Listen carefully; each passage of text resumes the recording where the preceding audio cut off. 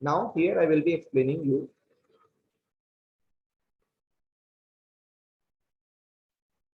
Now here I will be explaining you about the requirement of concentration unit, why there was requirement of concentration unit. So I'll be starting it from the mixture. I'll be starting it from the mixture, since we all know that the mixture are nothing, they are just combination of, they are simply just combination of two or more components. Mixture are simply combination of two or more components. Okay. Mixture can be classified as two types. Mixture can be classified as two types, that is homogeneous mixture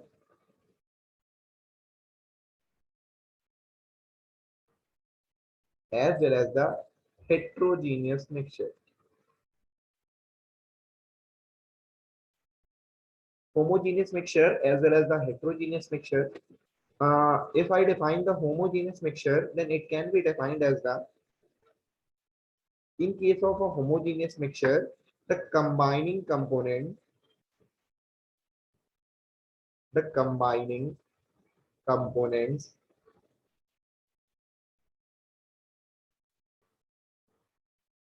remain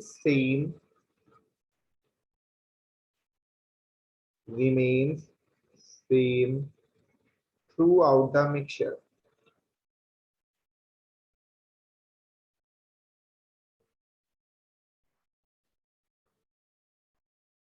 The combining components remain same throughout the mixture. Okay. While in case of heterogeneous, there is no such quality. Now, what does it mean by combining component remain same throughout the mixture? For example, you are having a mixture of sugar and water solution. Sugar and water or salt and water, you can take any of the solution. You are having a sugar and water solution. Let's say you have dissolved 10 gram of sugar in 50 gram of water. Let's say you have dissolved 10 gram of sugar in 50 gram of water. After mixing it, the sugar will be completely dissolved into the water. After mixing it, sugar will be completely dissolved into the water. Okay. Now, the ratio of sugar and water, the ratio of sugar and water in the very first drop of the mixture as well as in the last drop of the mixture or in any of the drop of the mixture, it will remain same. The ratio of sugar and water, it will remain same. How can you identify that the ratio? By just observing the solution, that the ratio of sugar and water is same throughout the mixture. So if we in general words, we can understand, if we take the first drop of the mixture, last drop of the mixture or any of the drops of the mixture, it will taste same. It will taste same, which means the ratio of the sugar and water is same throughout the mixture. So this is about your homogeneous mixture. Under homogeneous mixture, the true solution comes.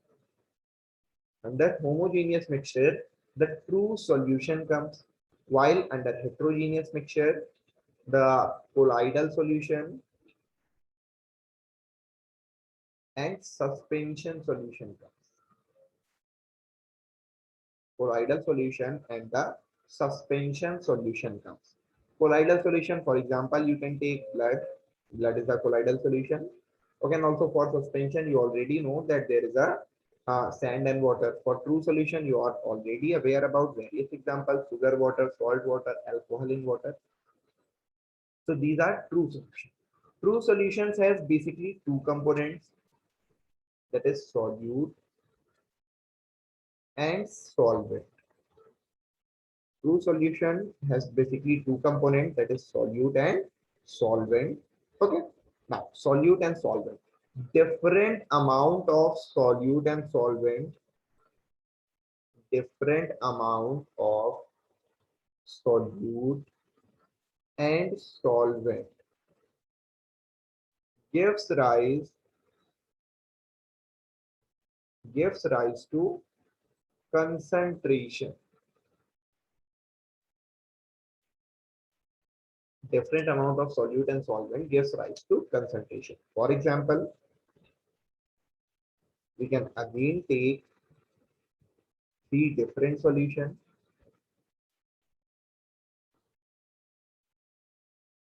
Let's say solution A, solution B, and solution C. In solution A, there is 10 gram of sugar, 10 gram of salt. This time we can take the salt and water solution. 10 gram of salt is dissolved in 100 gram of water or 100 ml of water. Here, this is solution A. In solution B, for example, 20 gram salt is dissolved in 100 ml water, while in another case, 30 gram salt is dissolved in 100 ml water. 30 gram salt is dissolved in 100 ml. Now, if I ask you whether these three solutions are same or different, then you will simply respond that, sir, these solutions are same with respect to the type of solute and type of solvent. Like all of them are the salt and water mixture, but they are different with respect to the different amount of solute with the fixed amount of solvent in each case, which gives rise to concentration. So we can get a conclusion from this part that solution B is more concentrated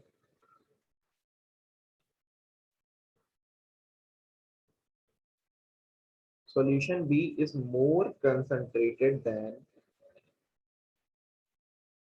solution A, but it is less concentrated,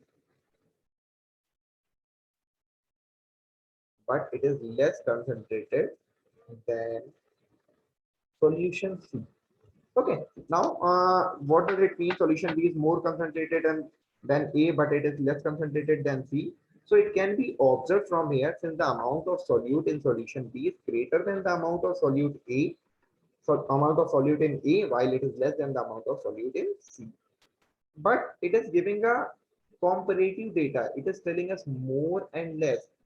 But in order to identify the exact value, if it is more concentrated or it is less concentrated, it doesn't give the exact value. Like 10 is greater than 5 as well as it is greater than 6 also. It doesn't mean that the 5 and 6 will be same. So in order to get the exact data, we required concentration unit. In order to get the exact data, we required concentration unit. Okay.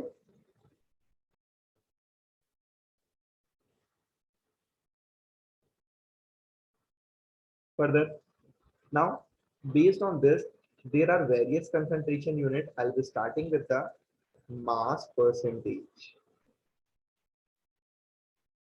Mass percentage. There are different concentration unit. The first one is mass percentage.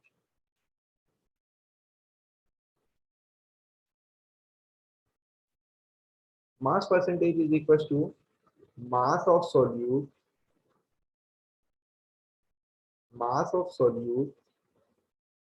to the total mass,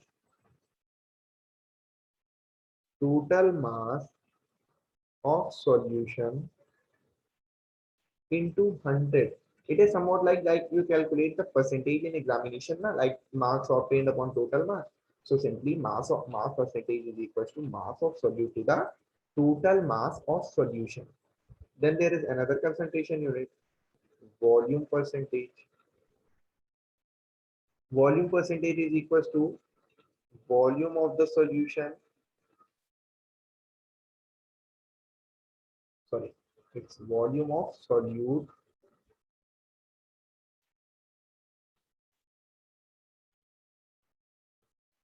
volume of solute upon total volume of solution into 100. Volume of solute upon total volume of solution into 100. Now there is another unit, that is mass per volume percent.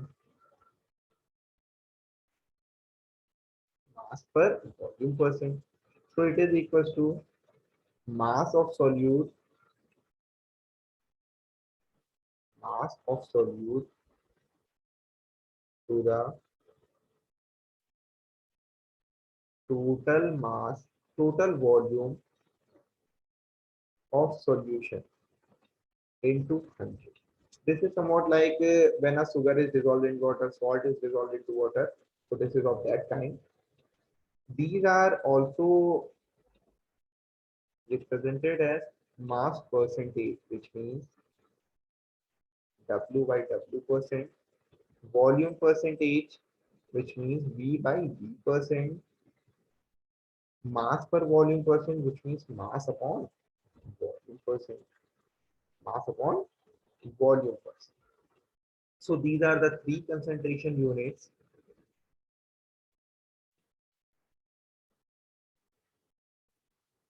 Now I'll be discussing about some of the questions related to these concentration units. So for example, there is a question.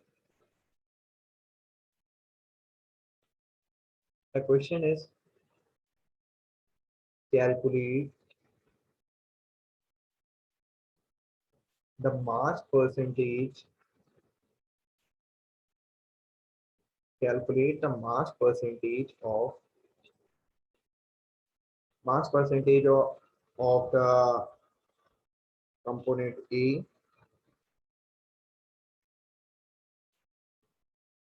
when it is mixed, when it is mixed with,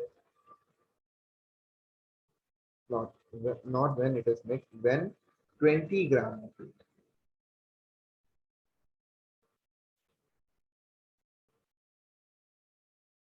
when 20 gram of it is mixed with 50 gram of B. Now you have to calculate the mass percentage. So we will be proceeding with the formula of mass percentage, that is mass percentage equals to mass of solute, that is the component, since we have to calculate the mass of component A na? So mass of component A, it is 20 gram upon total mass is 20 70. plus 50, that is 70 gram into 100. So its mass percentage will be 20 upon 70 into 100. We can solve it. 200 by 7. We can easily get the value, and we can easily get the mass percentage of the solution. Moving towards another concentration unit. Next one is your molarity. Molarity. Molarity is equals to number of moles of solute, number of moles of solute to the mass, to the volume of solution in liter. Molarity is the number of moles of solute to the volume of solution in liter. Number of moles, it can also be written as the given mass upon molar mass into volume in liter. So this is the molarity. Molarity, it is represented by capital M. Molarity, it is represented by capital M, and it can also be, this capital M simply means molar, and its another unit is also moles per liter. Its another unit is also moles per liter. Now we will be moving further for the next unit. Next unit is molality. Molality is equals to number of moles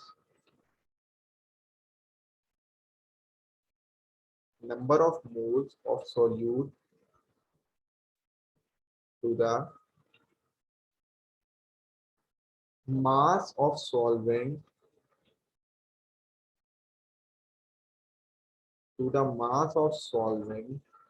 in kg. Number of moles of solute to the mass of solvent in kg. We can also write number of moles is equals to given mass, which means the mass of solute upon molar mass into mass of solvent, that is W dash in kg. Okay, next concentration unit is your mole fraction. Next concentration unit is your mole fraction. Mole fraction is equals to individual moles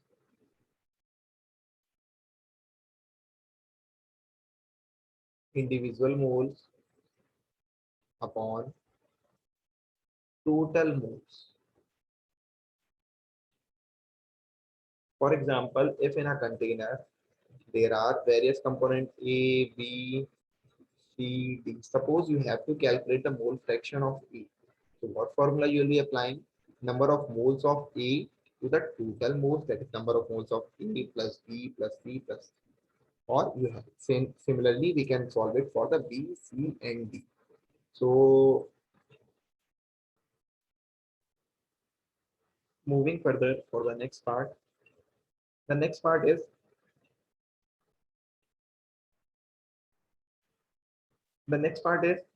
concentration unit. Now I'll be dividing these concentration unit into two groups. That is group A and group B. In the group A, I will take concentration units mass percentage,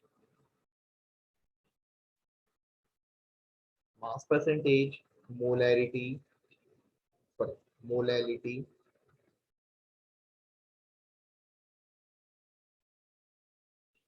mass percentage, molality, and mole fraction.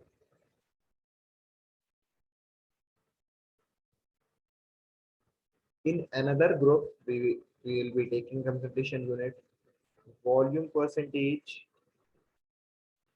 mass per volume percentage, as well as the molarity. Now, if you see, if I have divided it into two different groups, then you can see in the group A, in the group B, in all the concentration unit, in group B, in all the concentration unit, there is in each of the term, there is at least one term of volume. One term of volume, which means group B, this is your group B. Okay, this is all these concentration units are volume dependent. In group B, all these concentration units are volume dependent, while in group A, when you see all of these concentration units, all of these concentration units are mass dependent only. Mass dependent only.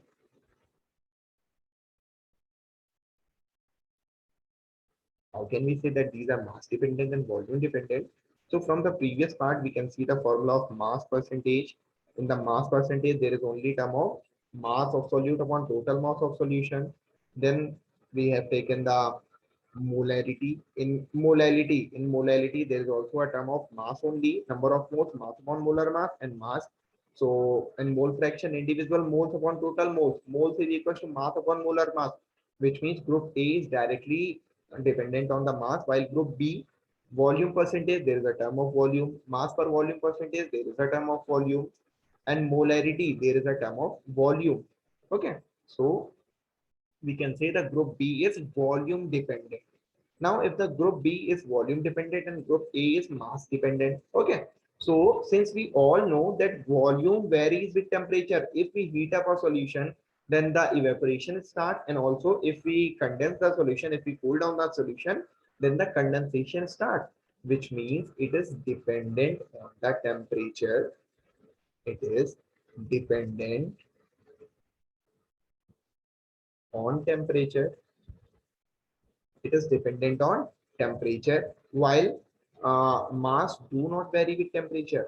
Mass do not vary with temperature, so we can also write it as the independent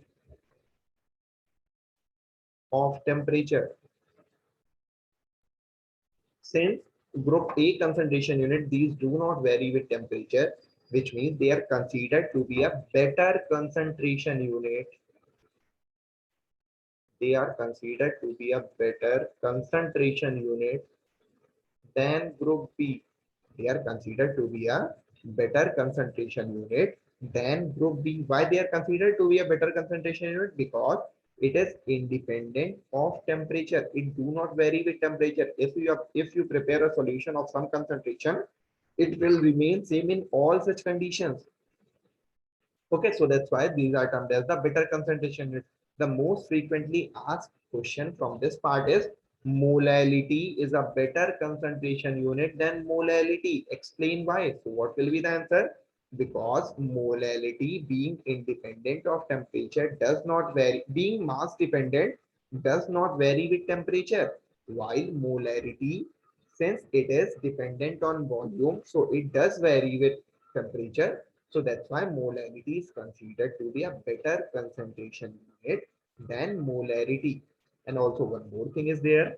Uh, some option will be given to you, and you have to identify which of the concentration unit is dependent on temperature, and in other case which of the concentration unit is independent of temperature. For example, if these three options are given to you, volume percentage, mass per volume, molarity, and mole fraction, and you have to identify independent concentration unit, independent of temperature concentration, then you will mark the option mole fraction. Okay, I hope this is clear to everyone.